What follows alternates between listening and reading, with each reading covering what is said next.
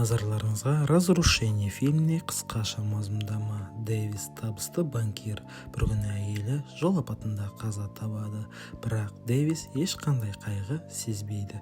Эмоциясы мүлде жоғалып кеткендей болады. Ол өз өмірін түсіну үшін бәрін бөлшектей бастайды. Үйдегі заттарды сындырады, құрылғыларды ашып тастайды. Бүкіл күнделікті өмірін қайта қарайды.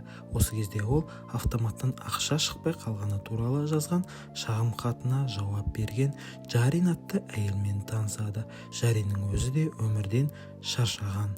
Жалғызбасты ана, екеуінің арасы біртіндеп жылынып, ол бір-бірінің ішкі жарасын түсіне бастайды. Дэвис әйелмен қарым-қатынасы шын мәнінде көптен бері суып қалғанын, өзі жүрексіз өмір сүріп келгенін түсінеді. Бәрін қабылдап, өткенін қиратып, жаңа өмірді қайтадан құруға шешім қабылдайды.